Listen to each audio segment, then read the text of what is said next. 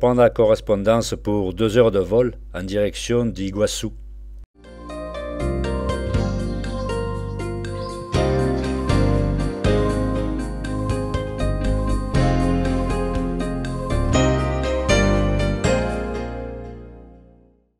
Le temps de déposer nos bagages à l'hôtel et nous repartons en minibus en direction des chutes. Voici le seul hôtel brésilien situé à l'intérieur du parc national. Et là, un coati. Il y en a partout. Nous trouvant au Brésil, c'est donc par le côté brésilien que nous commençons le circuit. La rivière Iguaçu servant de frontière entre les deux pays, ce sont les cascades argentines qui se trouvent face à nous.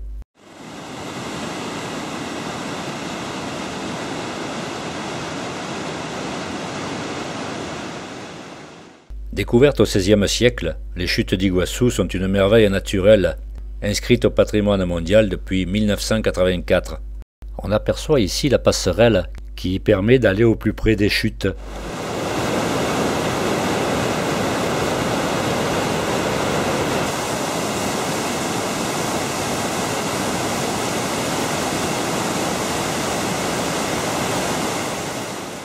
Sur l'ensemble des parcs argentins et brésiliens, on compte pas moins de 275 cascades, réparties sur un front de 2,5 km.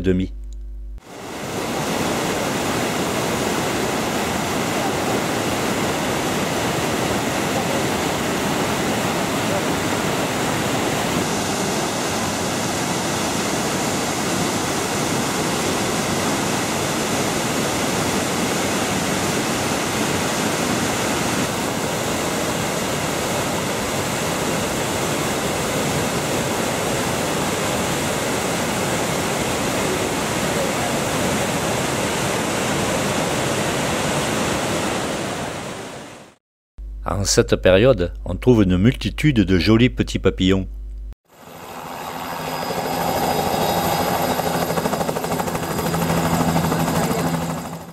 En pleine forêt tropicale, le fleuve Iguaçu, avec au premier plan l'Argentine et au fond le Brésil.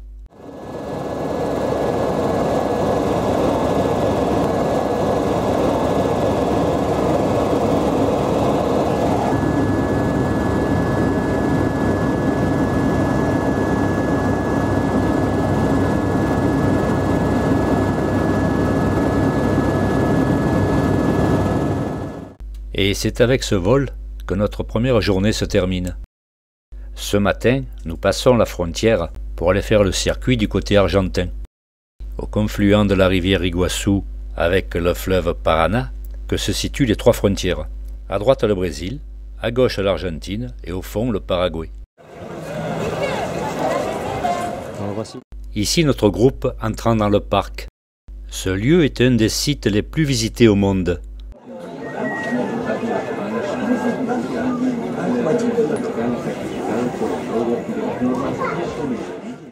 Chaque jour, en plus des coatis, 10 000 touristes attendent le petit train qui traverse une partie de la forêt tropicale pour nous amener aux chutes, via une passerelle de 2,5 km.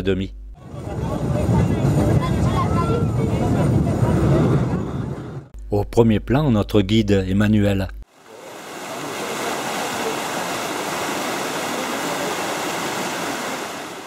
Dans la rivière, on trouve quelques poissons-chats, et là, telle une naufragée, une tortue s'accroche à son rocher.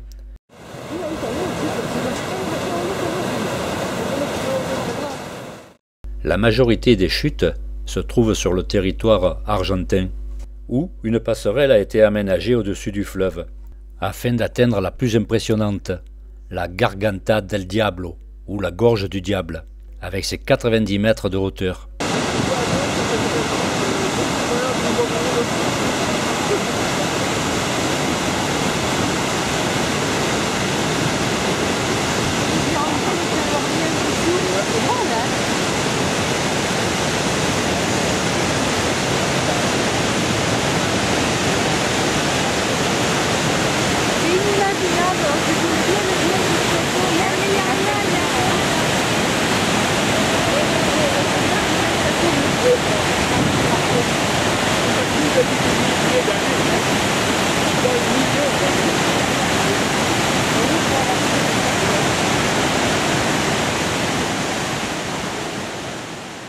Un peu de calme avant de poursuivre notre circuit pour découvrir d'autres cascades.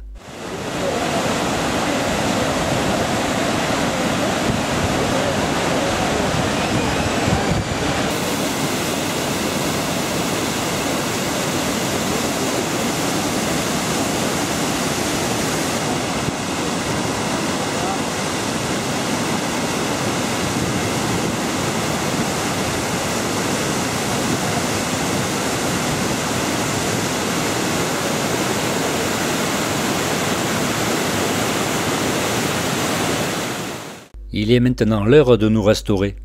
Après avoir pris quelques grillades, nous reprenons notre circuit au travers de la forêt tropicale. Ici, un massif de bambous et devant un capoquier qui fait du capoc. Et là, dans les arbres, quelques jolis petits singes, pas farouches du tout.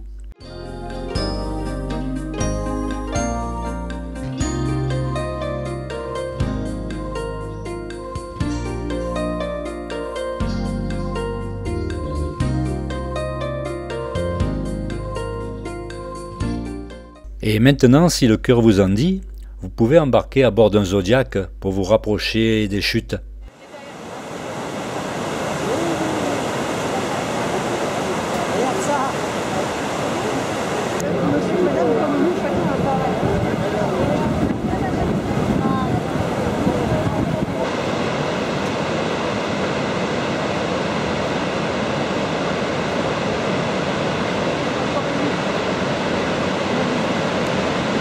Merci. Merci.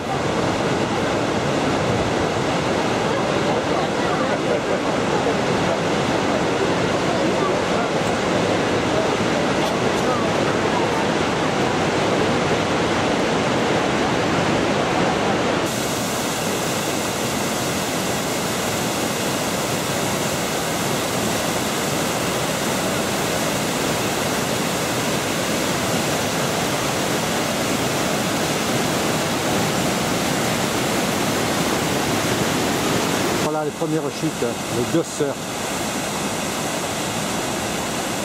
Il y en a par canon.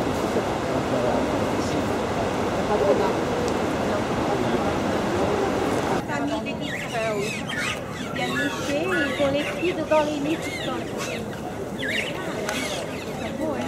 Un caracara, en train de couver, vient se mettre à l'abri des vautours en se mettant parmi nous.